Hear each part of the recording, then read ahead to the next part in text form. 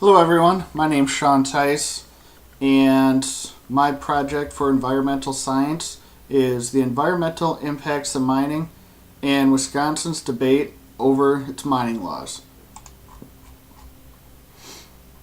The date was March 11th, 2013, a date that was at the end of an almost 2-year debate. The debate surrounded the controversy of whether Wisconsin should loosen its grasp on its regulations for permitting on iron ore mining. The debate ended early in the morning on March 11, 2013, when Governor Scott Walker applied his signature to the bill to permit the open-pit taconite mining process south of Lake Superior. The two sides of the debate included the people for the bill, stating it will help create over 14,000 jobs, and the people against the regulation, stating it will undermine the state's goals to protect nature. There are always two sides to the story, one winner and one loser.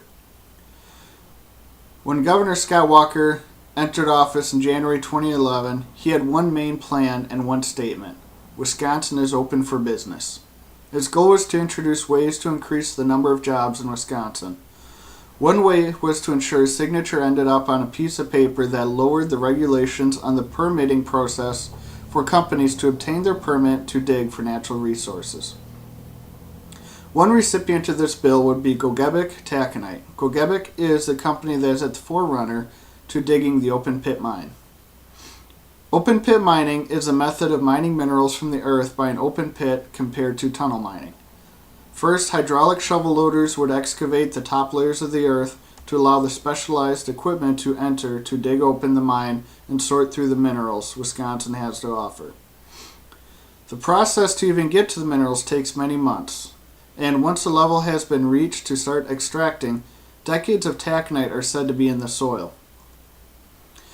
The mine would be around 4.5 miles long by half a mile wide. Approximately 600 tons of rock would need to be removed before removing 1,000 feet deep of iron before the company could reach its destination. This, however, comes at a price. Discussions have been mounting for years about what the real costs of mining are. It is most notably going to have an effect on the surrounding 25 square mile area, the Pinocchio Range. This area sits along the Chemecogon-Nicolet Forest just southwest of Hurley, Wisconsin. With this debate in Wisconsin, there only appear to be the long-term effects to the environment.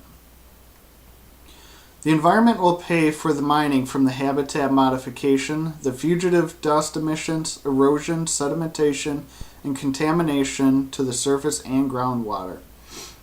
History has shown that once mines are emptied and closed, the mining site turns into a desolate community.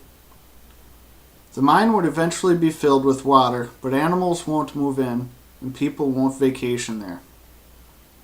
The 2.25 square mile work site will be as barren as the Sahara Desert. The habitat modification will from the disruption of the wildlife. Due to the constant vibrations of the earth, all airborne animals will disappear. The disruption of the hydrology will cause the surrounding plant life to decay. The erosion and sedimentation from the mining creates decades of unusable land. Finally, the terrestrial habitats will vanish from the pollution from the work trucks and with the destruction to the earth. The concern over the sedimentation erosion of the natural habitat is huge. Erosion is a naturally occurring process where dirt, sand, clay, rocks, and other naturally occurring minerals in land slowly deplete, wash away, and disappear. This is normally caused in nature by wind, rain, bodies of water, and age. The concern of this is when speaking of the iron mine is this process is sped up by human activity. The digging of new roads to access the mine and the vibrations from the work vehicles are two main causes of this depletion of land. Mass wasting can occur from the now disturbed soil surrounding the work site. The soils become unstable from the erosion, cause major landslides, which would further damage the surrounding natural habitat.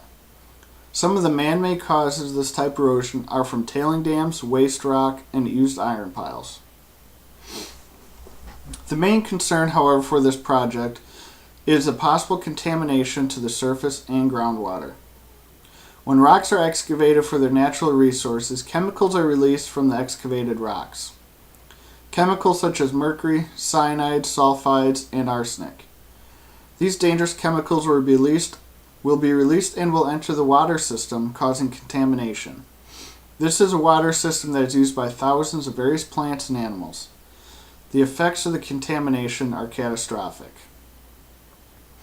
According to the Natural Resources Defense Council, NRDC, dirty water is the world's biggest health risk. With the increased levels of mercury, many animals' routines will be interrupted. Fish that intake too much mercury have decreased amounts of spawning, and they have difficulty schooling.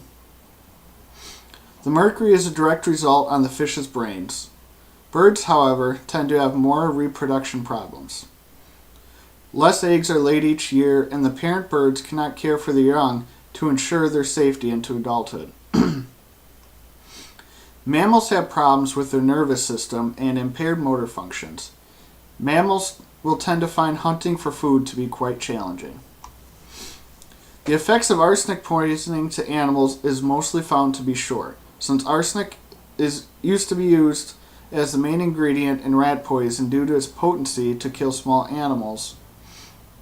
Long-term use of contaminated water will generally end up in death of the surrounding plants and animals. The arsenic gets into the bloodstream of the animals and almost instantly starts breaking down the cellular structure of the host. The danger of this chemical being released in the water system is due to arsenic being the 20th most abundant element found on the crust of the earth. Another devastating factor to the environment would be the aftermath of the mine. There are records showing that the sites are left empty and acres of waste rock are left behind. An example of this would be the Minnesota Iron Range.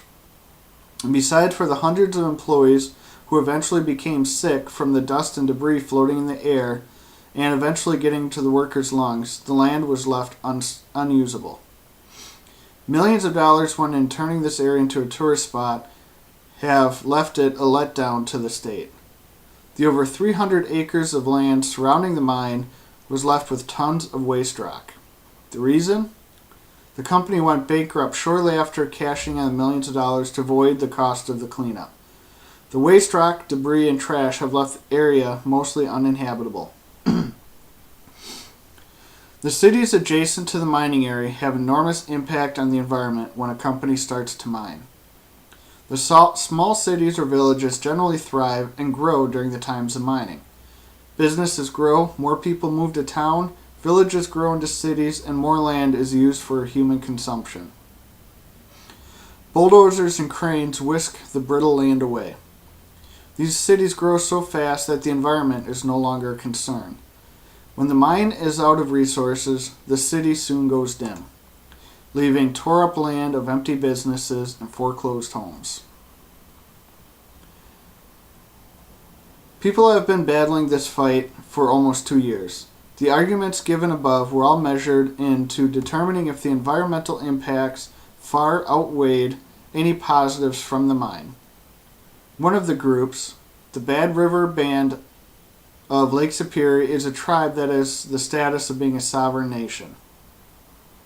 They fear the runoffs will diminish their way of life. The tribe uses the land for their survival. They feed from the animals and they drink from the streams. However, not all is lost with this new bill. The new bill simply loosens the grasp on the government's regulations on mining. This new law does not automatically grant permission to any group to start mining.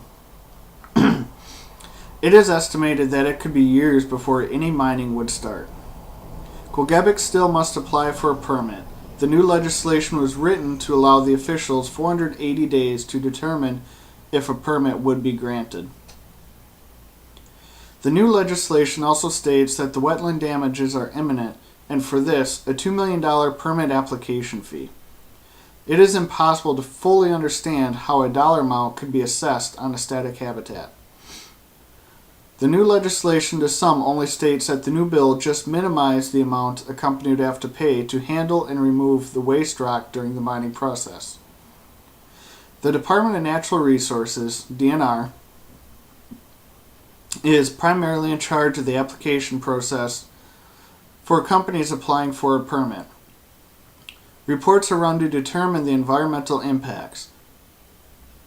Plans are written for the proposed waste facilities, contingency plans are written, and a reclamation plan are all included in the application process. Part of the hoops to jump through to get an application are to deter companies, but also to give more time to the DNR to make a final decision. What is the final decision? Ultimately, it is not to grant a permit to start digging up land for its natural resources.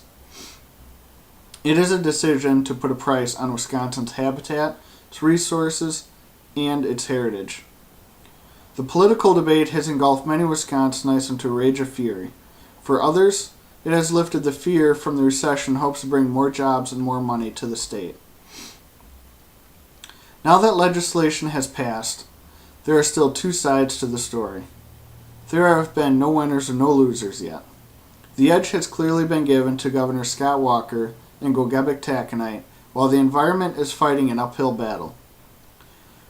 This battle will leave many scars, but only one will come out victorious.